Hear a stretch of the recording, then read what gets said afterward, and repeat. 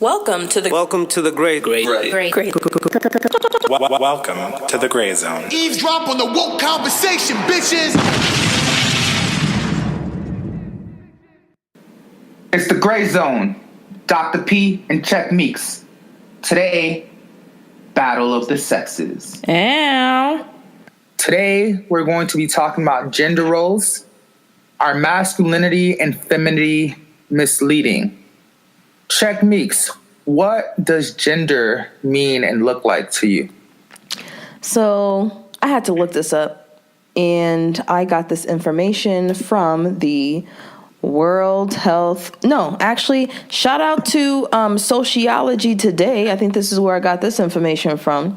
So gender it's a concept that describes how societies determine and manage sex categories, the cultural meanings attached to men and women's roles, and how individuals understand their identities, included but not limited to being a man, woman, transgender, intersex, gender queer, and other gender positions. So, and gender involves social norms, attitudes, and activities that society deems more appropriate for one sex over another. So basically, I say all that to mean that you have social and cultural meanings that are attached to being masculine and feminine, and these meanings influence a person's identity as to whether or not they are a woman or a man. Yes, to add to that, in layman's terms, pretty much it means if you are a biological male, what are the expectations that society and the people around you have on you? And if you're a biological woman, what does that look like for you? So gender, just to be clear, it separates. It's not the same thing as your biological sex category. It's a social construct. Yep, it's more about behavior, right? So just kind of try to separate those two in your mind. All right, so then what is gender equity and gender equality? I hate this because I always get equity and equality confused. What is the freaking difference? Okay, now this is where the World Health Organization comes in. They say that gender equity. You're so smart.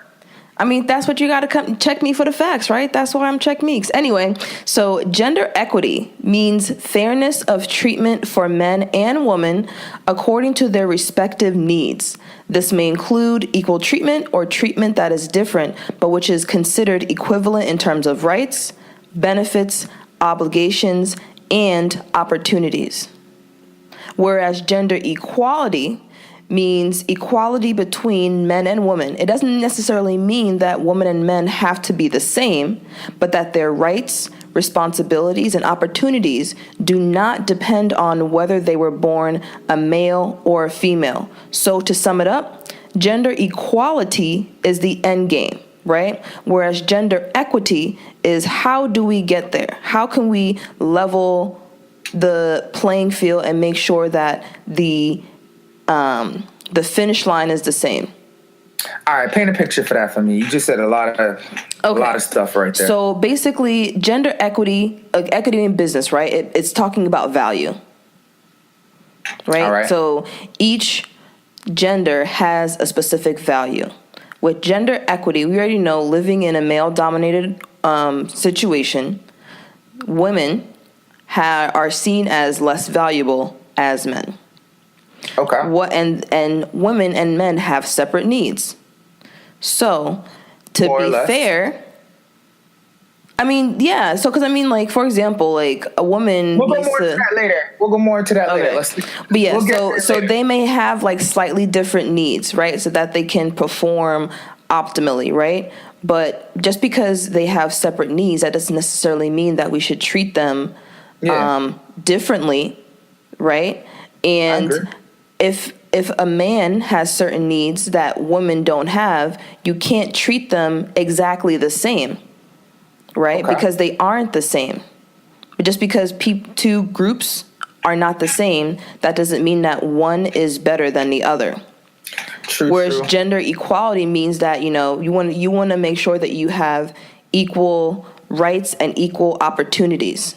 And it's not based off of if you are a male or a female. So equality is, you know, you want to get to this point where you have a utopia where just because you're a man or a woman, that when it comes to rights, obligations, responsibilities, laws, things like that, you don't get discriminated against for either one, right?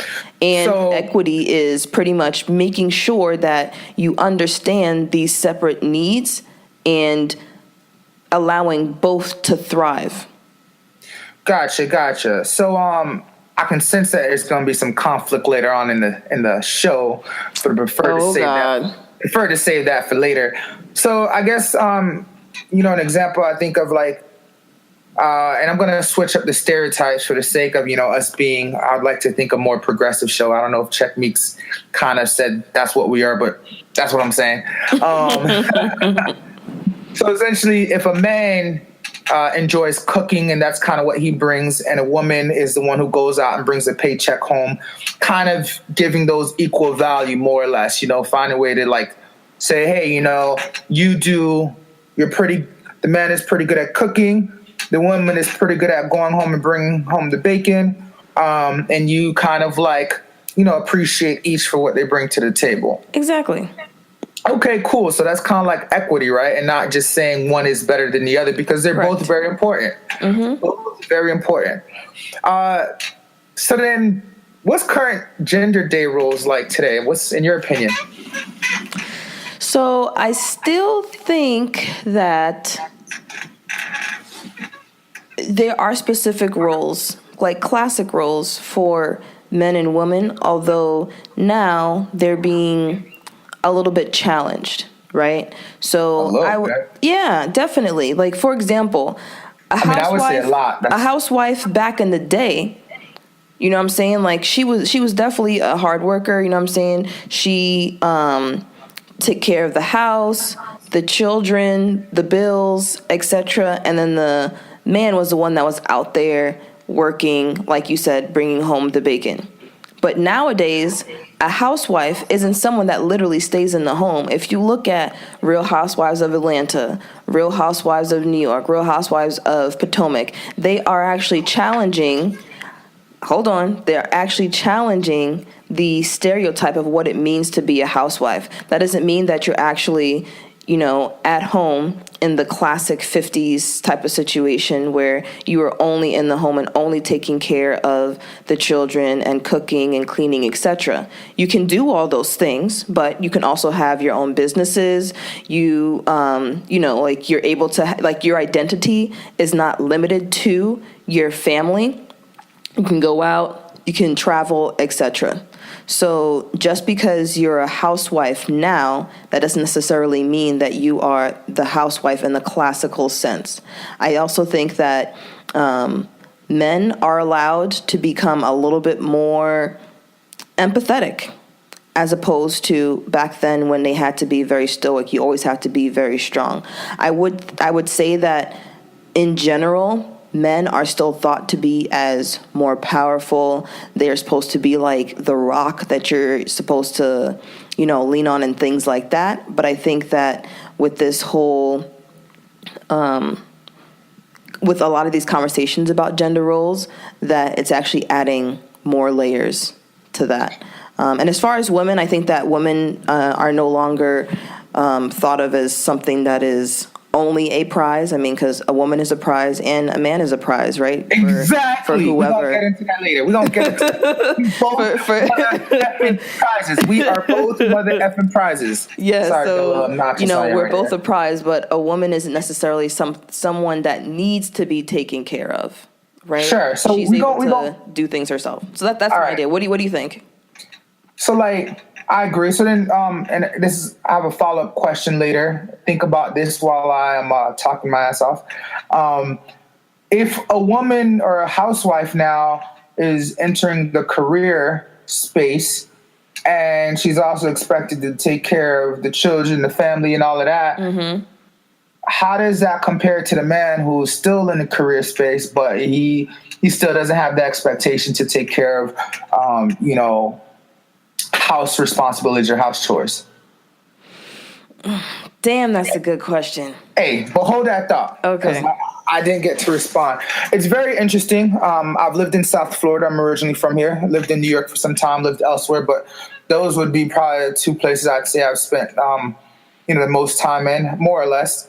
And, in New York, you try to, and this is a generalization, meaning it doesn't apply to every woman in New York, but a lot of women, you try to open the door for them, whatever. They're like, oh, thank you, but I got it, right?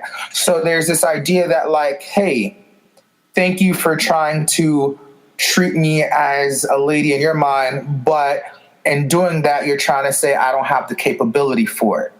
Here in South Florida, which still embodies a lot of, I would say, social etiquettes of the South, I expect a woman to open the door on her own, like 7 or 8 out of 10 women here are going to look at me crazy. Like, you ain't going to hold the door open for me? Like, there's still that expectation of that, right? I think that is a cultural thing. It doesn't necessarily have to say something about their weaknesses, but I do find that a lot of women do play. This is in South Florida, mind you. I'm not saying everywhere. Do play to that like docile. I'm gentle. I don't have the power or capability to do it myself, so I need to call a man to do it. Right? It's you need again. Call up any homie in South Florida, homeboy, and ask them that. And you could do a survey, check me, because I know you want to get the facts down.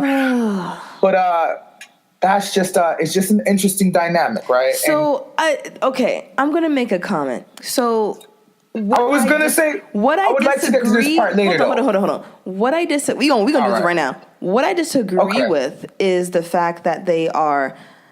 I see how you say they're playing, quote unquote, playing to this docile. I cannot do it for myself. Why can't they just be like, yo, like I've had a hard day. You know what I'm saying? Like I want someone to do something nice for me.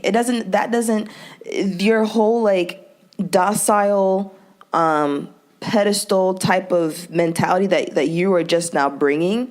That is not coming from me, Checkmeeks. That's what I'm saying. Oh, who is this coming from then? I'm saying I will have these conversations with women, and they will not entertain me because I'm sorry, I won't play to that. I am more than happy to open the door for you, Checkmeeks, if you had a long, hard day. And I hope you'd be more than happy to do the same for me as well. No, right? But it's this idea that, like, you know what I mean? Go ahead. Exactly. Anyways, this is opinionated, and people can take what they want from this. We're not trying to force anything on you. But yeah, so it's just... That was to South Florida. But yeah, it wasn't my rules because I am all about like woman empowerment, real talk, right? But I'm not about like this like double standards I'm not okay with. The equity part where we're saying both things should be valued, such as like someone's, I will call it capital, right? Someone's capital to, be able to cook in the kitchen. You can call that capital. Someone's ability to go out and earn money. You can call that financial capital, right? You have house chores as a form of capital and financial money making as a financial capital. So it's just, But I think the problem for the up north people is, well, first things first.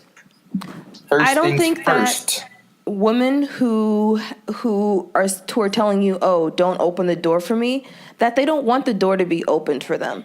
Honestly, it's a courteous thing to do. It's very nice. The problem is that when someone opens a door, you don't know, especially when it comes to a man, you don't know if that man is opening the door because they're doing something nice, or they're opening the door because they truly don't think that you can open the door for yourself, that you need that extra help. Because there is that ambiguity, right, in that action, and there is there's no discourse about it, then they're going to opt to not have you open it. No, that's fine. I got it. Thank you very much, though. Now, if someone opens a door for me, I've had people open a door. I personally don't care. Open the door to open the door. My hands don't get dirty. New York is a grimy-ass city anyway. You know what I'm saying? Like, I got hand sanitizer on deck. So if you want to touch all those germs, by all means, thank you, sir, for taking up those germs, strengthening your immune system. I don't want that, right? But if you open the door and you're just like, hey there, little lady, and you add something to make it seem as if now I am incapable of doing something like that, then I have a problem. I agree. There's a lot of ambiguity. There's a lot of uncertainty. Yeah, we're having a hard time saying ambiguity today. Yeah. We didn't prepare. We didn't work on our vocals. But yeah, definitely there's a lot of, there's also the third option too, where like they're trying to be nice to quote unquote get in your pants. We ain't gonna go there quite yet. Okay. Well, you know what? Let's continue. What's your next question? So then how has it changed? We kind of talked about this. How has it changed since the 50s? We're not gonna go too much into that. You pretty much said like, you delineated how now women can be a housewife who also is career oriented. Men are allowed to be a little bit more empathetic, caring, etc. What I wanted to add to that, I would like to add to this too, is that I never went first. I'm just saying. Oh, sorry. I was going to say I never completely responded. I think there's like definitely different dynamics.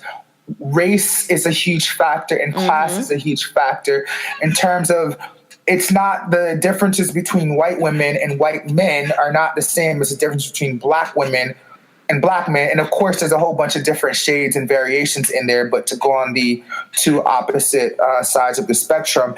And I kind of feel it's kind of flip-flopped and reversed in a lot of black communities, particularly speaking in South Florida, where you see a lot of black women as go-getters and you see very few men, and the statistics are saying this as well, black men who are accomplishing things by societal markers, if you will.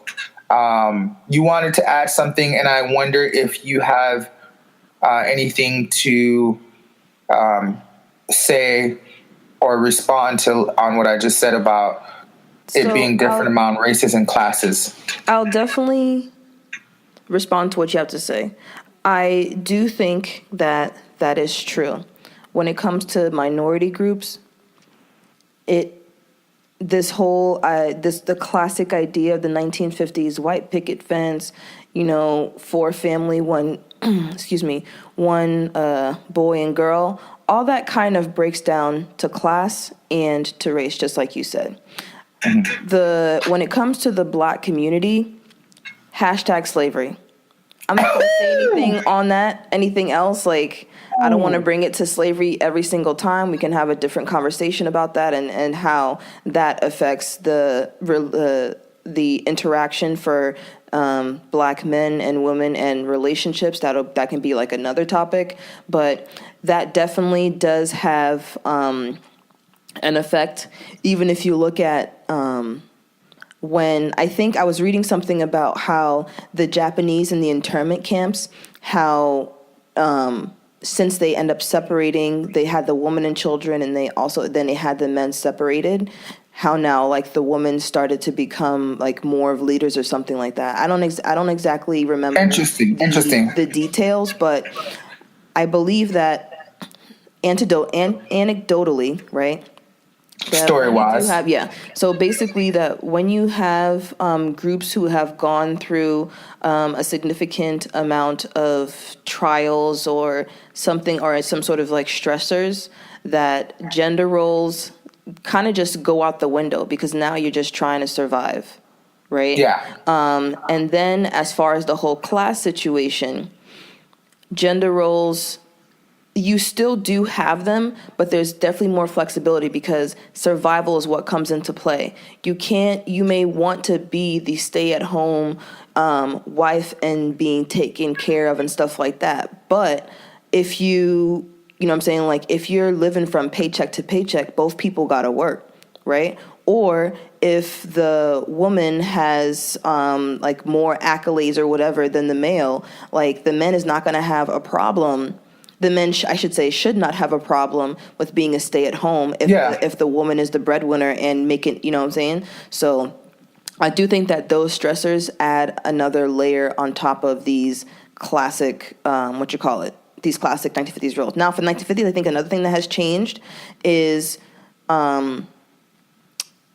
not only becoming more career oriented in terms of women, but for both women and men, the types of categories of careers that are acceptable to each sex has changed. So Give me an now example. you're going to have, before 1950s white women or whatever, they're going to be the ones that are going to be selling like Mary Kay, Avon, Tupperware, something that is which is socially acceptable careers, because it's going to play into what society deems that a woman should do. So it's going to be something in terms of homemaking, makeup, etc. Right? And when you left, I would add to that, like teachers, nurses, exactly, people-oriented jobs. Right? But then now, for women are doing a lot more. For example, I'm a doctor.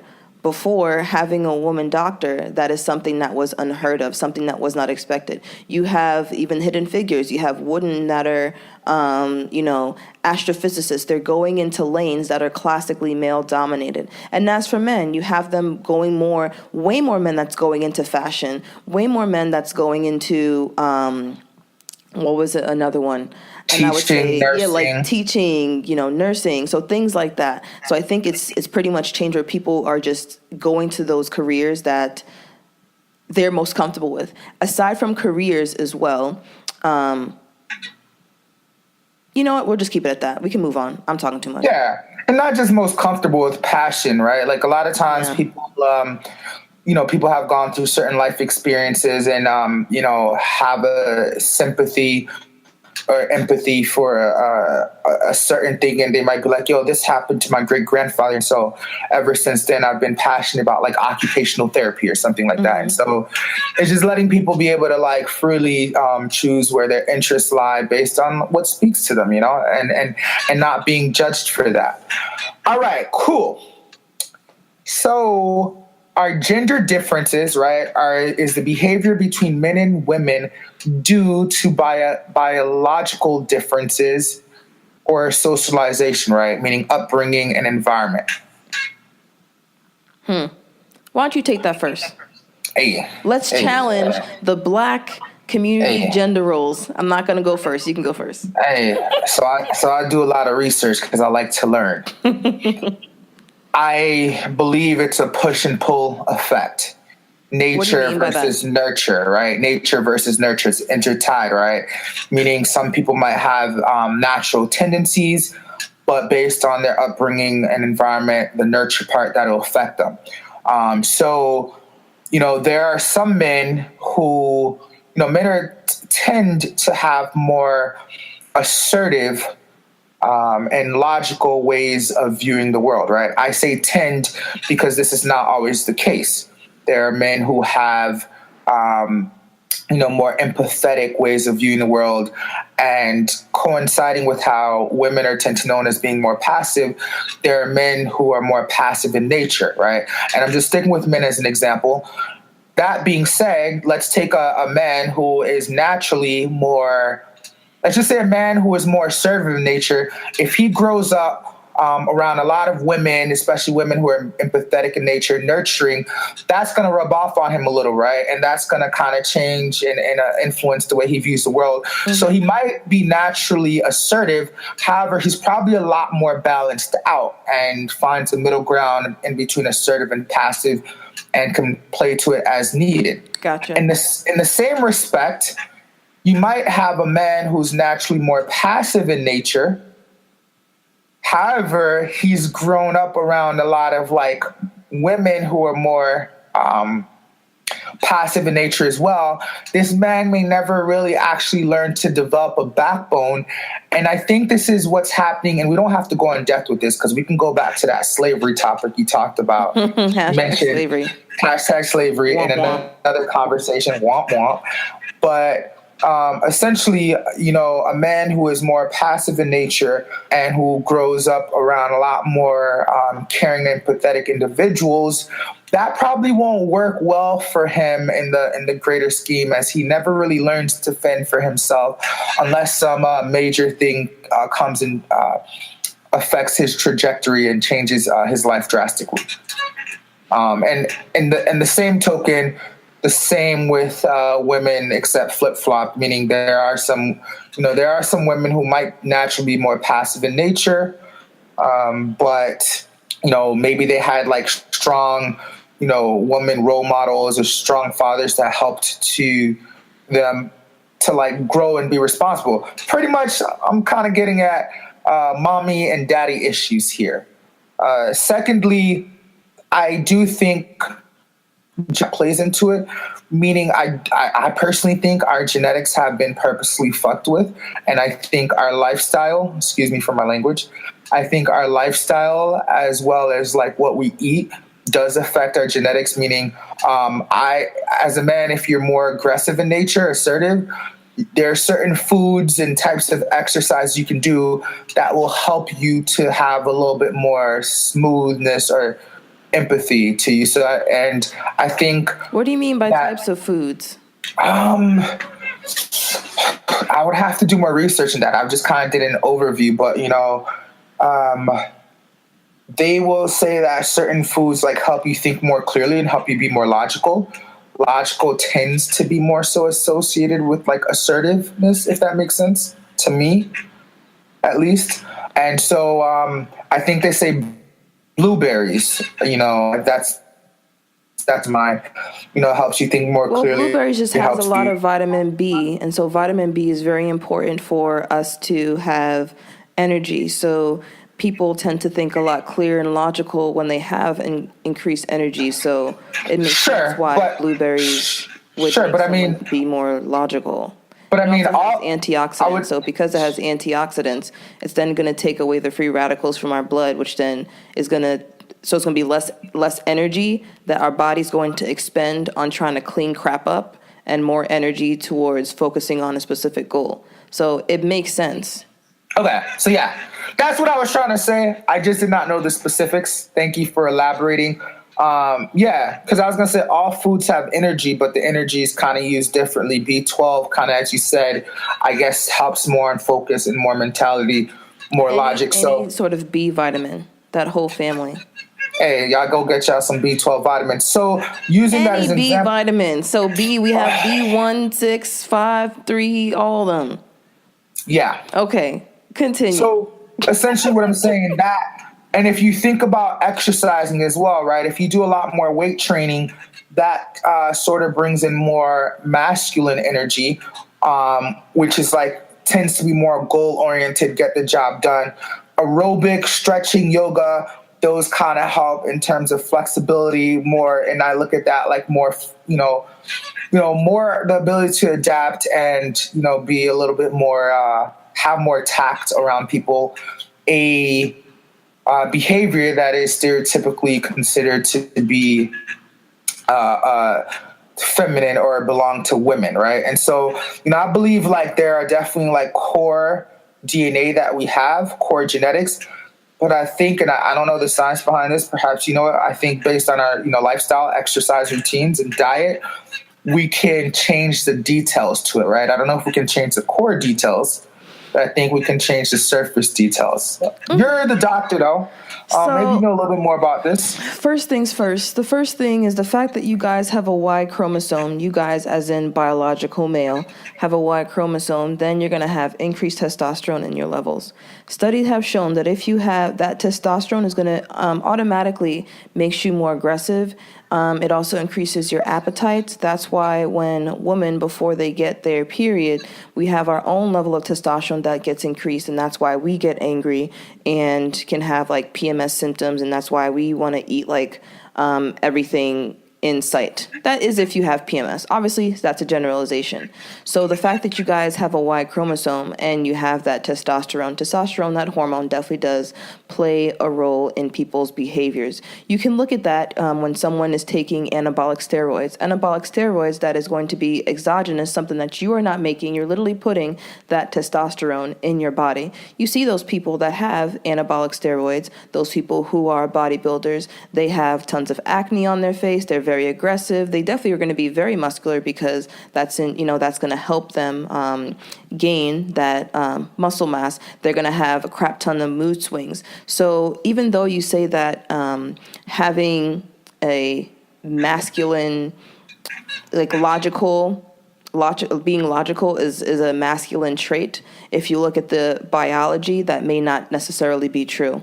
Also, for those men that have extra Y chromosomes, XYY, because you now have extra Y chromosomes, you have extra testosterone, these men actually are the rapists, the murderers, etc. So they have this biological predisposition or like biological risk of them doing way more risky things. And that's why if you actually poll most of the men who are in jail, they actually do have this extra Y chromosome. But the government, they don't care about that. They're just like, well, you're in charge of the own decisions that you make. We're not going to consider biology to be an excuse for you pretty much ending up in jail time and time again. Lord.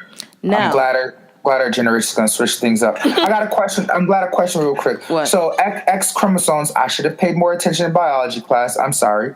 X chromosomes associated with women generally, and so Y. a woman is XX. We have two X chromosomes. A male is XY. The fact that a man has a Y chromosome present, that makes them biologically a male. Gotcha. So then I'm gonna say something, right? Wait, I'm not even finished with this whole thing because you're talking about exercise. I gave you your spot. Can I get mine? True. All right, thank you. Now, as far as your exercise point, right, we're going to talk about hormones. Estrogen is found, there's a type of estrogen found in fat. So women are, not only they make estrogen in their ovaries, so that's already going to be, in their body. And that's the reason why, the other thing estrogen does, right? But it's also found in fat. So I was doing some kind of like surface level research, and I found something that's very interesting. And it's those men who tend to be overweight are the ones that have, quote unquote, more feminine type of traits. And that may be linked to the fact that they have extra amount of fat. No one knows what is the amount of threshold for that fat that is needed for the amount of estrogen to build up in your body as a man to then try to combat or maybe even equalize, right, the testosterone that the man is making. So Okay. I can see where you're talking about exercise. I wouldn't necessarily put exercise as in that particular link, because I know dudes who do yoga and they're masculine as hell. I know dudes who actually, do ballet and all these other sorts of things, different types of exercises that they do it basically for health. That is their, and they want to prevent injuries, etc. So that's why they're doing it. It's not that they are more feminine or anything like that. So let's not try to associate that with like.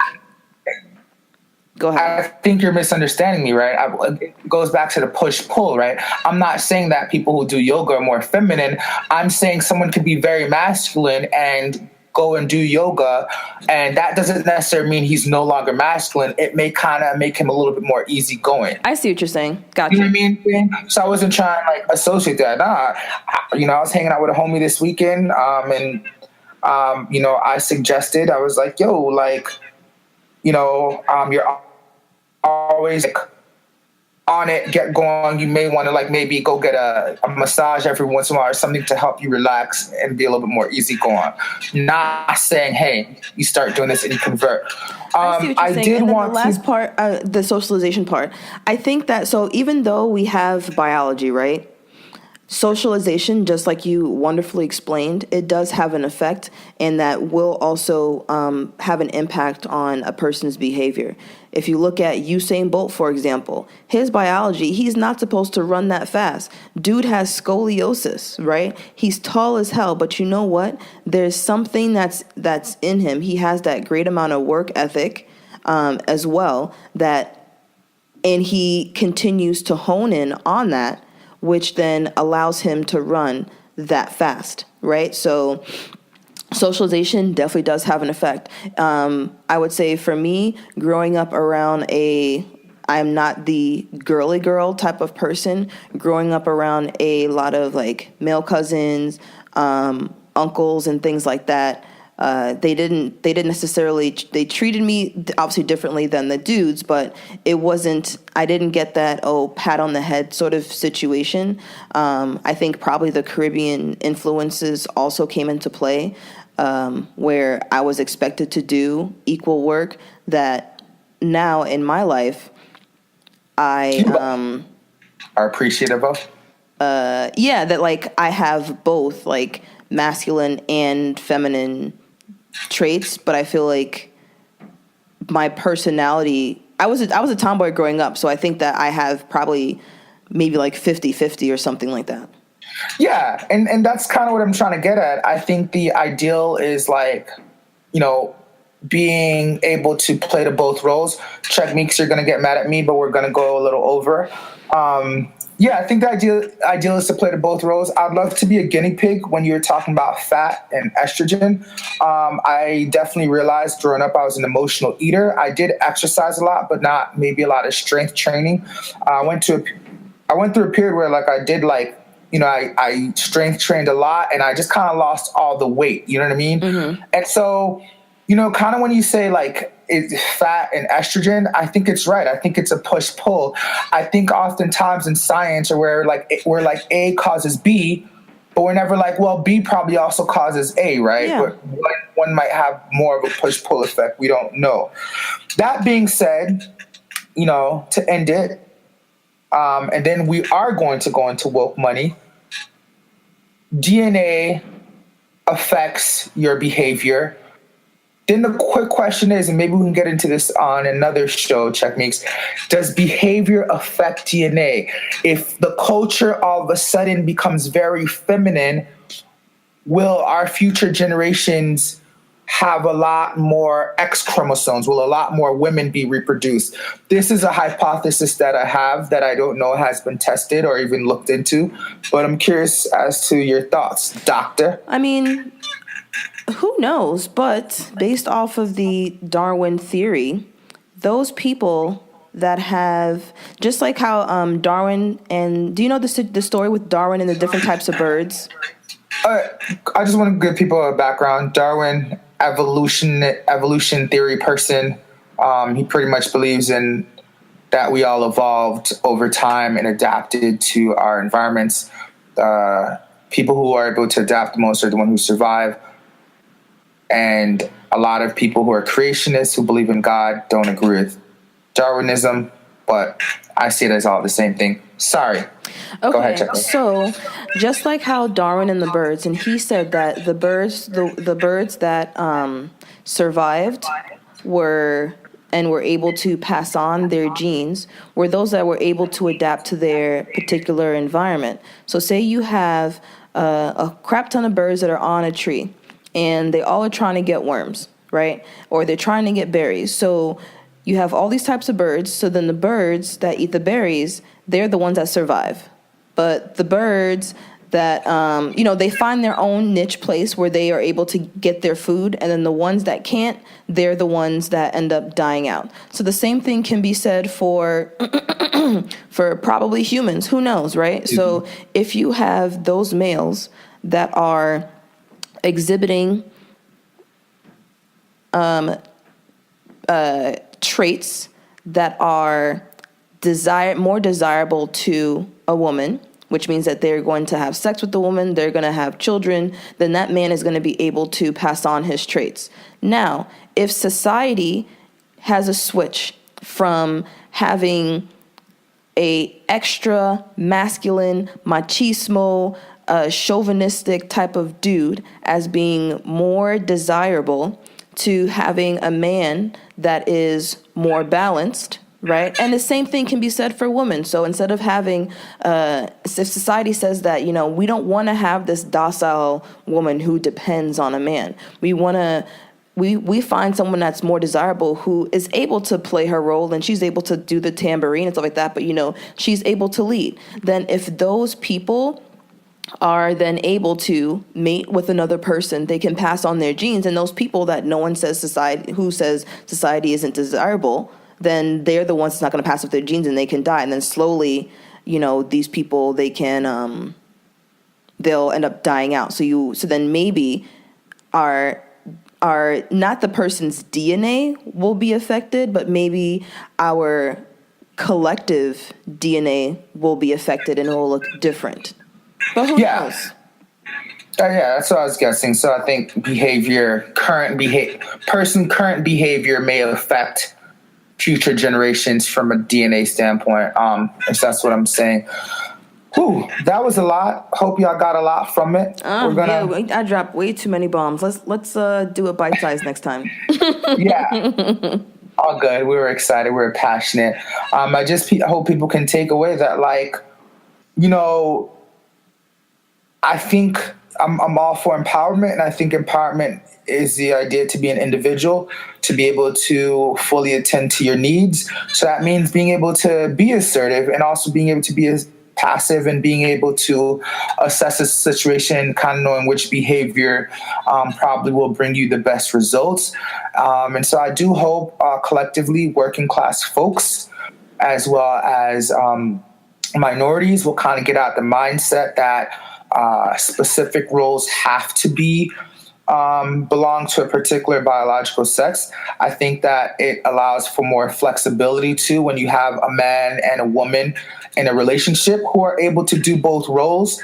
If the woman has to work later that night and the man knows how to cook, he'll be like, oh, normally you cook, but I got it tonight. You know what I mean? But that'll be great. But I also think that you have cultures where gender roles are strongly rooted in that culture, and people may look at it as an assault on their culture. Say, for example, you have like Nigerians, right? You have some Nigerian tribes who really do feel like the woman is supposed to really take care of the man. That's supposed to show them how much they love and care about them, etc.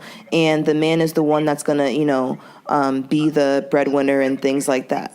They even some tribes, they'll call their wife mama lovingly or jokingly because they are literally treating their husband as another child, like, being very loving and caring to their husband. So if you have that idea in that particular society that a woman's roles are X and a man's roles are Y, and it's deeply rooted in your culture, when you, say, for example, come to America, or even when you try to not attack, or maybe even challenge or question those stereotypes, it may be faced with a lot of pushback because it's just a part of their like cultural norm. It may seem like, just like how Nigerians be like, yo, jollof rice is the best rice.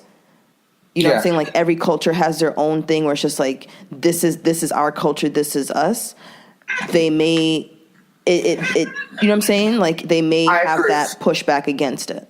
I agree. And I'm gonna offend some people saying that. So what? Because I think that as we're evolving, it's all about competition. And while a culture can be proud in their ways, they may get left behind. The couple who is able to be dynamic and play both roles as needed, I believe will be able to get the most done versus the ones that are sort of oriented in one way. It's like kind of a Golden State versus your Cavaliers, right? They're both very great teams. Golden State basketball, they're a lot more dynamic. People are able to kind of play different roles as needed, more or less, to a certain extent. Whereas Cavaliers, everybody knows their set roles. So great teams, however, on any given night, assuming people are healthy, I'm going to pick the Golden State Warriors because they're a lot more dynamic. And we can get a lot more in that. We definitely went overboard. Mm-hmm. Sorry about that. We're going to talk about woke money really quickly. Woke money. Hey, it is time for... We forgot to do the intro, man. Let's do this together. We're going to do rewind. Bring it back. Okay, we're going to do this the right way because we are a legit podcast. So now it's time for... Woke money. All right. Dr. P. Pretty much your conversation and staying in your lane is what kind of spurred this on. I believe that staying in your lane is not going to help you get that money woke, because oftentimes we are doing only what we know, only thinking that this is the only thing that works to get to our end solution.